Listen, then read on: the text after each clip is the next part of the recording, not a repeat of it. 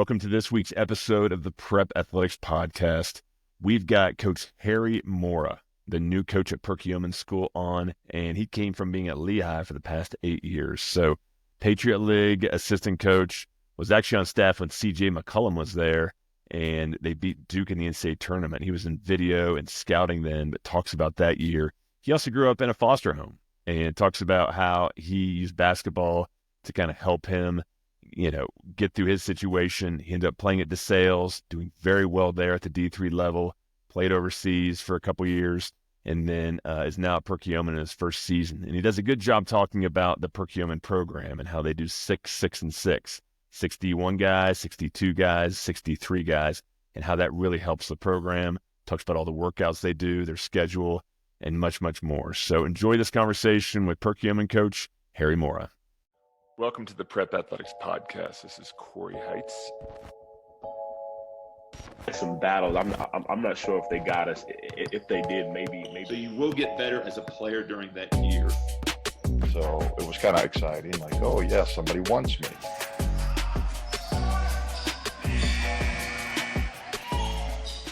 Harry, welcome to the podcast.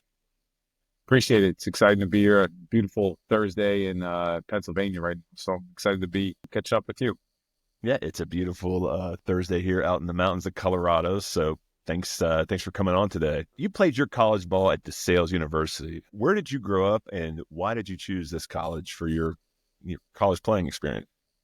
It's a long story. I grew up in New Jersey. And, just to be brief about it, I grew up in kind of like a foster home situation. And, going through high school, I, got good guidance. I wanted to be a college basketball player. In the town I grew up in, Phillipsburg, didn't necessarily have the people in the community that understood college basketball. So I was fortunate enough to have a connection to a guy at DeSales named Scott Colville.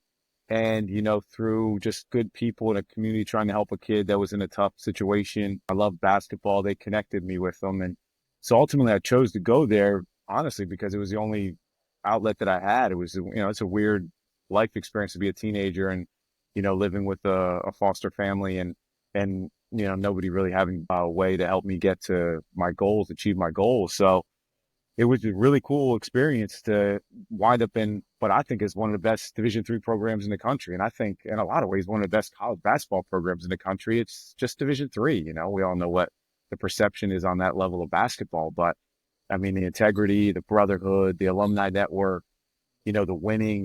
DeSales wins as much as anybody in the country. So it was just a really fortunate, really good level of basketball. By my senior year, we were nationally ranked. So I was really lucky in a really tough situation to wind up playing there, because who knows if I hadn't gone there where life would have taken me.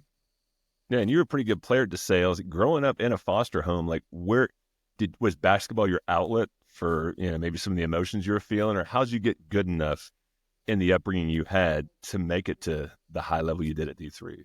So it was, it's like therapy is a great word. Just an outlet is another good word. And honestly, I want to honor my family. I have 3 adopted brothers and a mother and father that came from modest, jobs, and they gave me a bed, so I just wanted to honor them. I wanted to be a positive outlet for them. So it was one of those things where I worked out all the time and lifted weights and jumped rope and trained. And it was, for me, just a way to honor a family that had done something incredible for me. So in that situation, I could have easily just gone, for me, it was to go down to the railroad tracks or go down, in the neighborhoods where kids weren't doing good things. And I really just embraced the idea that I'm going to avoid that stuff and train for basketball because I didn't want to be a burden. And, I don't know if that makes sense to you, but that's a powerful statement for me to say out loud. And it worked. And I'll tell you this little story. So you could zoom in on Google Maps if you want on this. This is fascinating.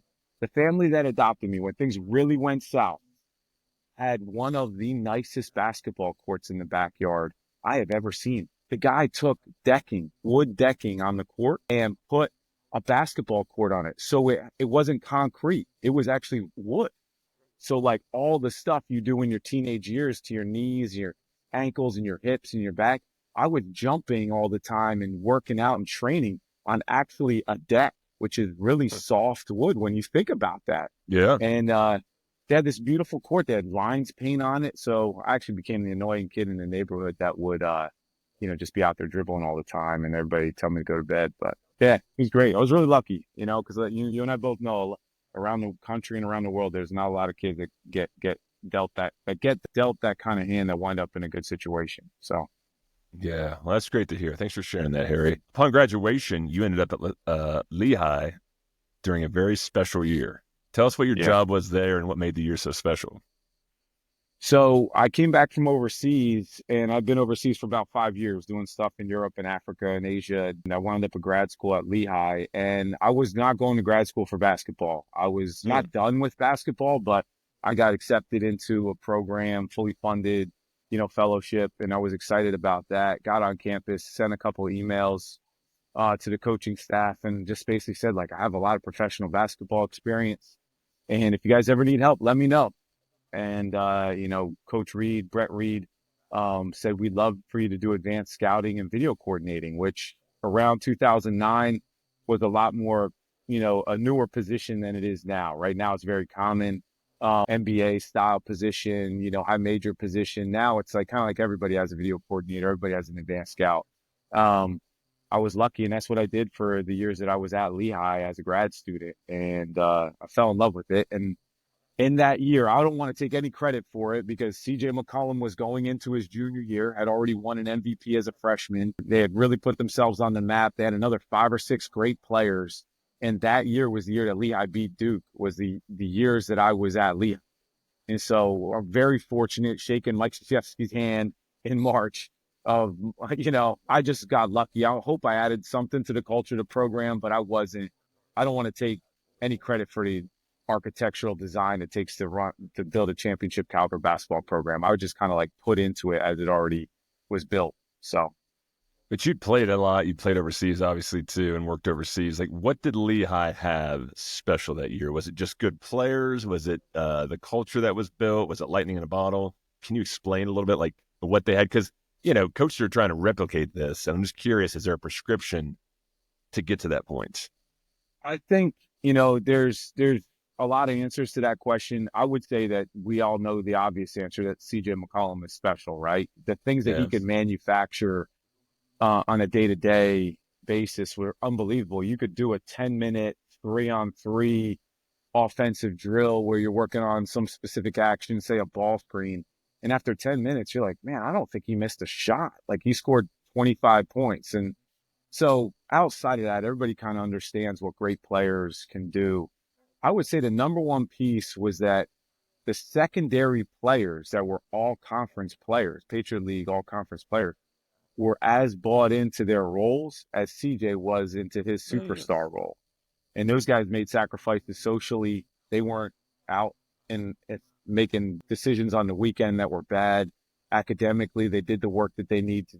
Everybody knew that we were around one special individual, so it made everybody better. And one of the guys scored 1,500 points, and he's the second scorer on that team. Mackie McKnight broke the Patriot League record for assists. He's the other guard that played with CJ. So there were really good players that bought into being role players on a great team with a great player. Interesting. So know your roles and make sacrifices. That helps. I mean, those guys are probably resting and recovering versus being out late partying. So that's good. They had a goal in mind. Yeah, a lot of college athletes, it's easy the distractions are real, and it could be a small distraction, but they all bought in, and they showed up, to every workout and gave everything that they had, and they knew that it was a special group. So, yeah. Well, tell me, before you get to Lehigh during this year, tell me about your overseas experience. So, like a typical model for a Division III player, you're not going to get a contract worth major money, for a Division III guy. So I had to figure out what that meant. So I wrote some proposals and got accepted into a fellowship nonprofit organization called Peace Players, which is, in its own right it's won an ESPY award, like it's really highly decorated. And I got part of the fellowship. The proposal I wrote allowed me to do this nonprofit work during the day. And then they sent me to Ireland, and I got to play basketball in the Superleague during the nights and weekends, which is European basketball, right? Majority of international pros practice at night. Your games are at night or on the weekends. And so it was a perfect fit of two things I'm passionate about, which is education and basketball. So, and then in the process of that, I got really close with the leadership of the professional team I was playing for, Belfast Star of the Sea, and they let me into the coaching meetings, and they let me into the professional contracts with the pros that they were bringing over. And then that opened doors, and I got to play with the Irish national team on some tours and wound up playing all over Europe. And then at one point I was down in South Africa and got to train with the South African Cup Olympic qualifying team. So it's just, you just wind up in the right places at the right times if you're really into it. That's the thing I've learned about basketball is that, if you just keep showing up and you keep being passionate and likable and a good person, like people want to help you out. So a lot of it was just being there, and just enjoying it. And guys resonate with that. So, yeah. That's my alarm system right there. Yeah. Well, thanks for sharing that. So you went back to Lehigh before you got the Perkiomen job, and you were there for 8 years. What are your biggest takeaways from being at the D1 level that you're now going to incorporate in the prep school world? Like being on the other side, like my wife, it's interesting, your dog just barked. My wife works for Westminster Dog Show, so she's the director of marketing. And so she does agency work, and you learn how there's two sides of sports. There's the team, and then there's the representation. And it's always really valuable to be on the other side of the process, right? And that's what I learned the most from Lehigh is the academics, the player development, the scouting and preparation, the weightlifting, strength and conditioning, interacting with families from all over the world and learning the things that are important to them. You're dealing with young men that, basketball is a part of their life, but it doesn't define them, right? Like they're more than basketball. So learning that as they're figuring that out is going to help me now in this level where I spent 8 years doing scouting, national recruiting. I've recruited internationally as well. Academic monitoring. I've learned a lot about transcript interpretation and figuring out how to help kids and families identify schools that they're actually qualified to go to. Are you qualified? Are you technically high academic? And what's some learning support programs that we could provide for you when you're 15 or 16 that'll help you later in your college process? And this is all of basketball now is multiple languages at Lehigh and even at Perkiomen. Like these kids are Italian, they're Europeans, they're Spanish speakers. English is not their first language. There's a lot of great basketball players out there that need that ESL training. So I think, you learn how complex this job is. Fundraising, right? Fundraising is a big part of coaching, and whether it's in college or at prep school or high school. So I learned a lot of different avenues that the job will take me down. Alumni relationship, it's a complex job. It's a lot of people think you just sit in the basketball gym all day, and you and I both know that that's not what this job is. You're trying to help as many people every day as you can. So text messages, phone calls, emails. So that's the biggest thing that I learned at Lehigh. Gotcha. And then now you're at Perkiomen, you got hired this summer. Give us your pitch. Like if you're talking to a family, why should they come to Perkiomen as a school and why should they play in your program? It's a great place. It's a small place. So you're going to get a lot of personal attention here. One-on-one, we have on our coaching staff probably 7 people every day that are dedicated to helping you out. You have myself, John Caldera, John Williams, our sports medicine director, our strength and conditioning coach, our college counselor liaison to the athletics department. You go down the list of people that care about you here. You're going to have every day 7 to 8 people that are trying to help you figure out this next stage of your life. We have training during the day. We won't train before 8 a.m., but we will train during your off periods class-wise, right? So if you have B block off or C block off, we'll do workouts individually with the athletes here. We'll do small group workouts. We'll watch film. We'll do strength training. We'll do conditioning training during the academic day, right? And we still will preserve your academics. We're not going to compromise academics here. And then after school, we have the resources to run really good workouts, really good training sessions. We're going to take you to fall showcases. In the wintertime, we're going to play in the Elite Prep League. We're going to get you nationally recognized in front of all the major scouts and We're obviously going to play against top 100 players, top 200 players, top 300 players. So we're going to try to be nationally relevant every year.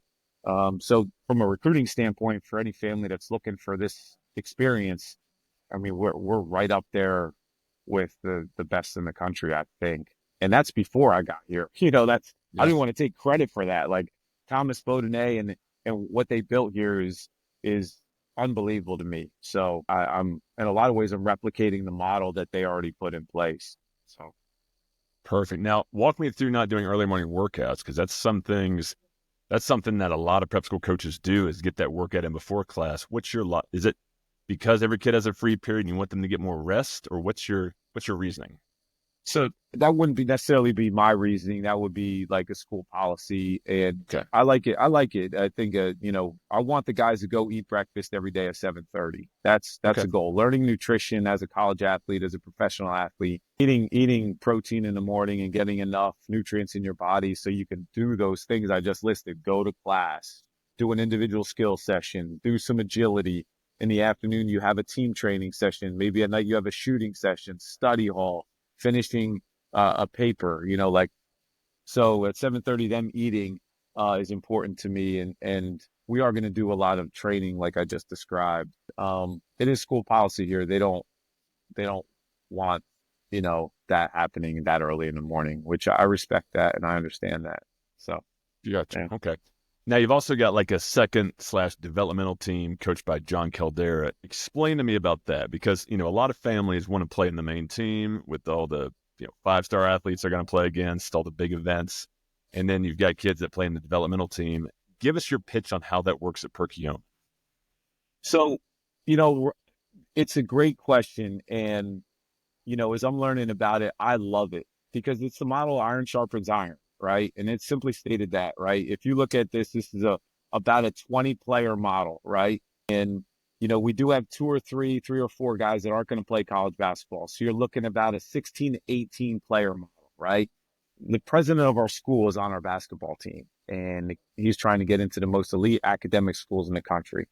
So he's just doing basketball. He's pretty good. We want him on the team.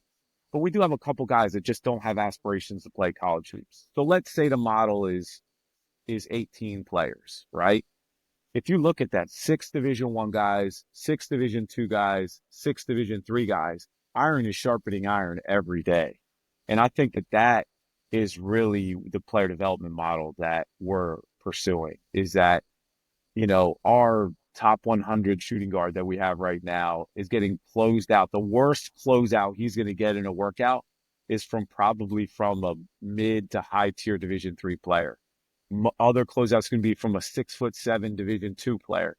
And then other closeouts are going to be from our other guard that's a Division I player as well. So every day, every rebounding box out, every offensive progression, every defensive rotation, you're getting closed out by 6'10", 6'11", Division II prospects, Division I prospects. So that's the model, is that we bring in team 6, 6, and 6. And then I think if we really get this thing right, it goes, like 6, 6, and 6. And that bottom 6 is really Division II players. And it just keeps working its way up.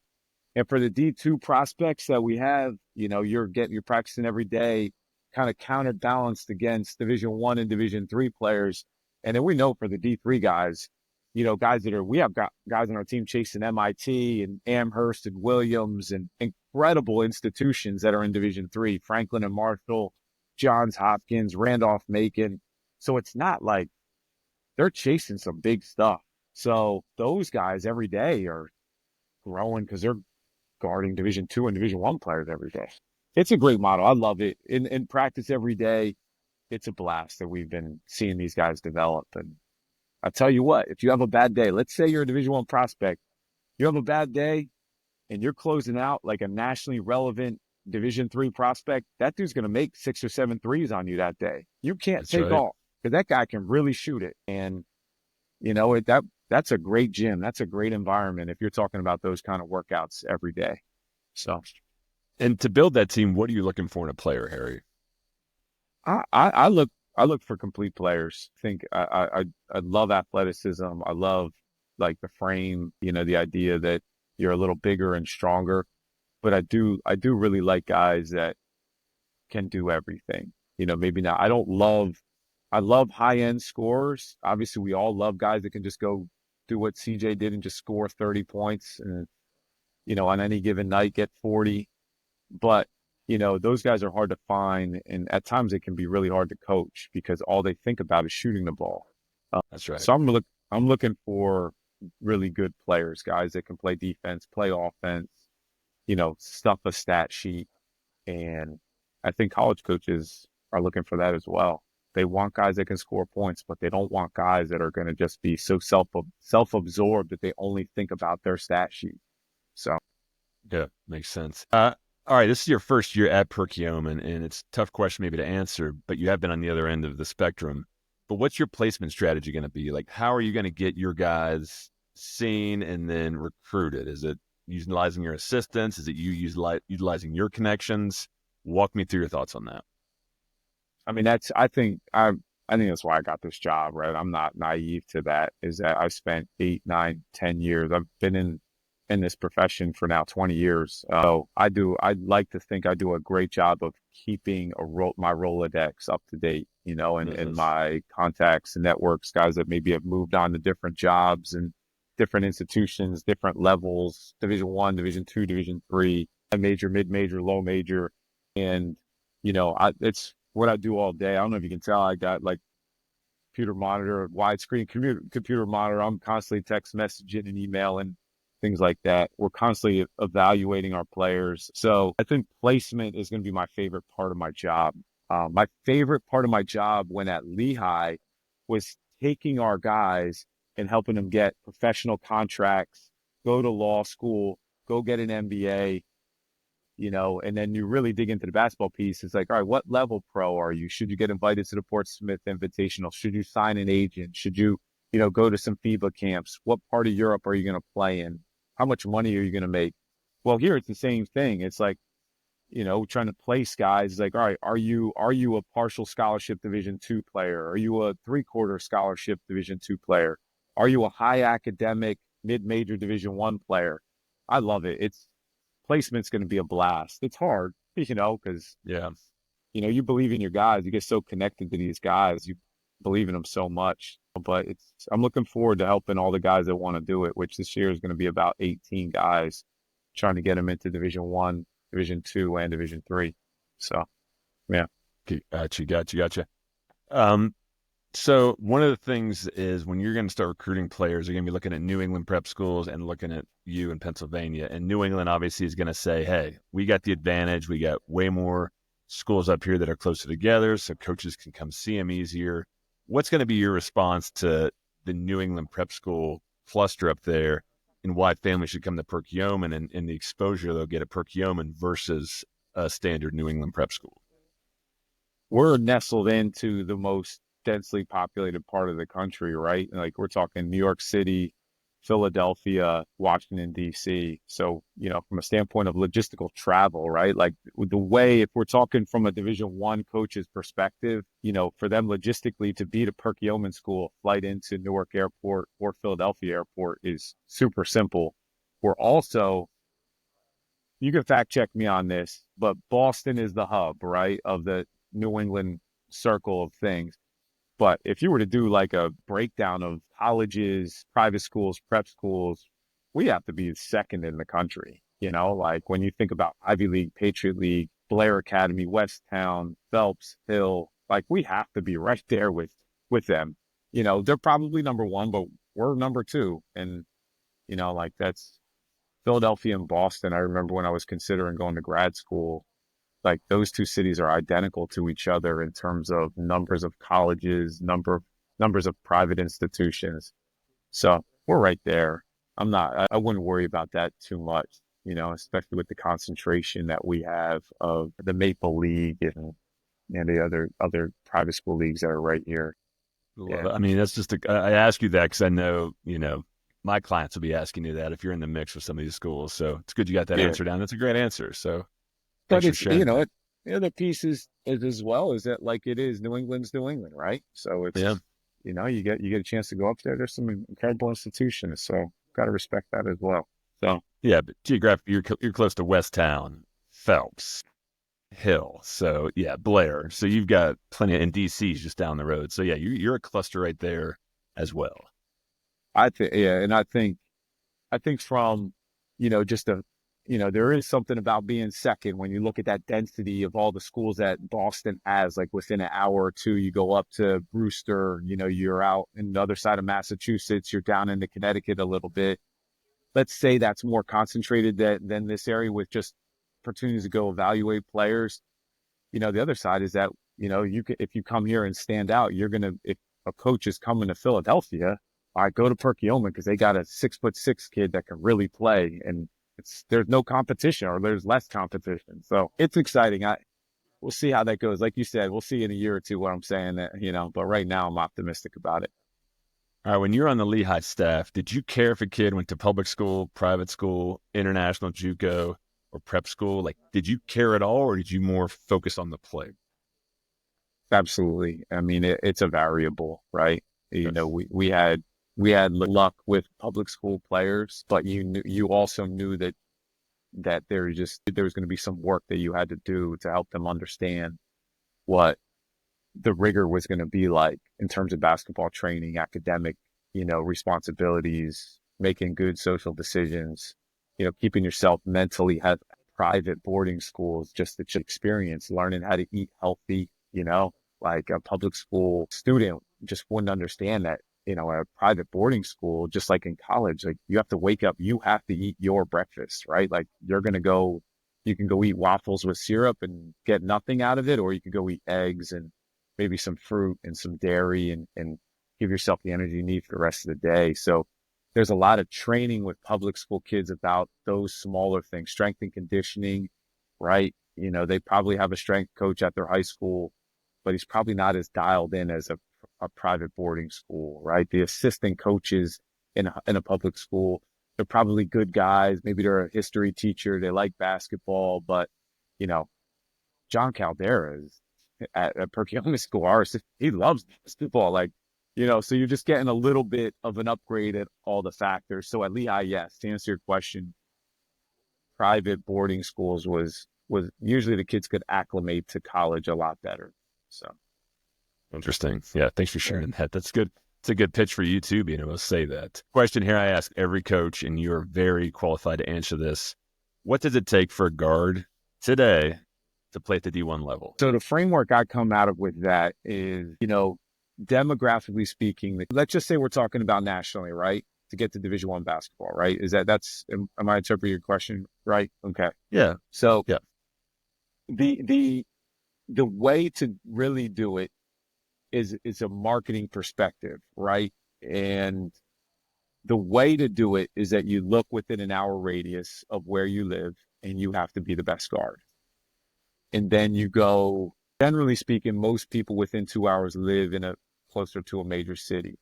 And then you probably have to, when you go, say for us, it's Philadelphia, right? Or New York City, you have to be a top 10 guard. You have to be in the conversation as, okay, he's one of the top 10 guards in this region. And to me, that's when you become a Division I player. Just being the best player at your high school, we all know that, what's the competition at your high school?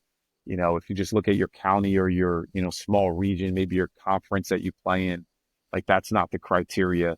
But if you could say with confidence within a 2 hour radius of where you live, if you're a top 10 guard, then you can be confident that you're going to be in the conversation of being a Division I player. So the way that I would do it is I've recruited a lot of states in the United States, in North America, even Canada as well, is that I would go to Toronto and I would just look at all the best guards and I would just do a rank order. And I would ask, I know that the best guard in Toronto is probably a high major NBA prospect, not coming to Lehigh, right? And then you go to the 10th best guard. You're like, okay, let's see how good he is. Maybe he's too good because Toronto has a huge population of people, a lot of people playing basketball, and you just work your way down. If you get to a point where you're like the 50th best guard in your region, you're not a Division I player, right? Like that's simple. So that doesn't answer your question from a player development standpoint, but it does answer the question when you go to summer leagues and when you go to AAU, regional AAU events, and you're every AAU game or high school game you're playing and the other team is a better guard than you're not a Division I player, you know? So your shooting, your ball handling, your passing, your defense, you have to be a better player than 80 to 90% of the players that you play against. Numbers probably even higher than that. So, Yeah. Thanks for sharing that. Yeah. All right, we're going to do some quick hitters, Harry. All right? Yeah. Best player you ever played against? JJ Redick. Where was that? I used to work at Duke in the summertime. So I'd go down for like 3 weeks and just hang out, and it was a blast. And, you know, coaches from all over the country would come down, and it was a guy named Doug Kraft connected me with it, and it was a blast. And it was the summer going into when JJ Redick was going to lead the country in scoring. Remember that battle him and Adam Morrison had that one year in early 2000? And they and it was like JJ was scoring at an unbelievable level. Imagine playing pickup with that guy in July and August of that summer. It was incredible. So talking shot making, that is just unbelievable. And like bad shots, he was taking bad shots, being honest with you, but like it was unstoppable. So there's other players I've played against, go ahead. but like, you know, like that was just unbelievable to me. So give me one other. in high school, let's say Eddie Griffin would be a name. I don't think he never made it to the NBA, but like he's a guy that got kind of life got him. But in high school, Eddie Griffin was probably top 5 player in the country. We played Roman Catholic when I was my senior year of high school. We were really good, and we played Roman Catholic in a showcase. We learned that we weren't that good, basically. But yeah, he shot 14 for 15, scored 30, and didn't even look like he was sweating. So life got him a little bit, if you know, there's a story there. But at that time, he was one of the best players in the country. All right. Lehigh, best player you coached against, or a guy that just lit you up? The Patriot League guy, or like just whatever, because we would play. So Colgate's had this run, you know, over the Patriot League these last couple of years that has been really frustrating because they were doing a fantastic job. The guy that we couldn't do anything against with Colgate was this kid named Jordan Burns. He got a professional contract. He's pretty good, but like in games, like we just couldn't do anything to scout him out of the game. He was just unstoppable. Best high major player we ever played against when we play our non-conference schedule. Let's say it's a good question. Nobody really like went off against us. Kyle Guy at Virginia had a was really impressed me. CJ is the obvious answer, right? But he was on our team. Right. Purdue. That was what a pretty good one. What about the 7'2" big guy that Purdue had before Zach Edey? Matt Harms. Yep. And then Caleb Swanigan. Caleb Swanigan that was a nightmare. Imagine telling your players you got to box that guy out. He had like 8 offensive rebounds. So yeah. Okay. What's your favorite movie? Forrest Gump. Great choice. And then what are your hobbies when you're not coaching and doing basketball? I have a dog. I kind of alluded to my wife, what she does. So we have this really it's like a Ferrari of a dog. We have a purebred English pointer. And one of my hobbies, I spend a solid hour a day throwing a Frisbee to this Olympic caliber athlete of a dog. And he can make the most incredible catches with a Frisbee. So that's one hobby. But I train, I exercise as much as I can. I like to run, I like to bike, I like to lift weights, I like training for the Murph Challenge, stuff like that. So nice. Yeah. And then is there anything we didn't touch on today that you want to mention, Harry? No, nothing I can think of. You know, there's a million things, but no, nothing in particular. I would say, you know, I got one nugget, you know, like this last iteration phase of my career, the most eye-opening piece for me is faith in God. Is that how beneficial that is to keeping you grounded and just making you a better person, a better athlete, a better family member. And I would say that, you know, for young teenagers, you know, people 20 to 25, 15 to 25, that window of your life, I would say I've come across a lot of very special athletes, and I always wonder what made them great. And at like young ages, they have faith. And I think whatever your faith might be, it's just something you can always just revert back to in the tough times, because being an athlete is very tough. And it took me till I was 40 to really understand what that meant. Gotcha. Thanks for sharing that. Where can people find you, Harry? I'm pretty good at Twitter. Not great, I'm in my 40s. I'm not as good as I assume you are. Instagram, I'm on there, but I'm not doing great with that. Twitter, I'm doing a pretty good job at Harry Morra. And obviously email. My email address is on the Perkiomen website. Easy to get there. And cell phone number is on the website as well. You can contact me there as well. So, yeah. And we'll include all of that in the show notes. So anyone curious in that, reaching out to Coach Morra, look down below and you'll see all those links in there. So, hey, Harry, thanks so much for coming on the podcast. I know this is kind of a weird situation having you on before you've coached a single game yet, but coming with your background into such a high level program. Well, I'm saying well, tell me, you playing? What do you mean playing? We played some showcasing this month. Yeah, we did a little bit of just fall showcases. So I'm excited about that. There's the higher level stuff. We went into some like mid-tier stuff. We played some good teams. We haven't taken like our national squad yet, but we've been playing. I think that, not to, keep promoting the program, but I do think that recruiting strategy, when you're asking and identifying which prep school, private school you should send your son to, any sport, son or daughter, is ask the coaches what their recruiting strategy is. How are you going to improve my son's profile, right? Because as much as we don't want to admit it, right, rankings do mean something, profile means something, presence means something. So one of my ways to boost and iterate what Perkiomen has done on basketball, Coach Beaudenay did on the program here, is to play a fall showcase. That's one example. And it's worked. We have a 6'11" kid that has probably gotten 40 phone calls since we played in our first showcase, because we walked in and all the internet guys were like, who's that 6'11" kid? Nobody knows about him. So it was effective. So we've been playing. This weekend we played the math. I'm excited about that, Yes.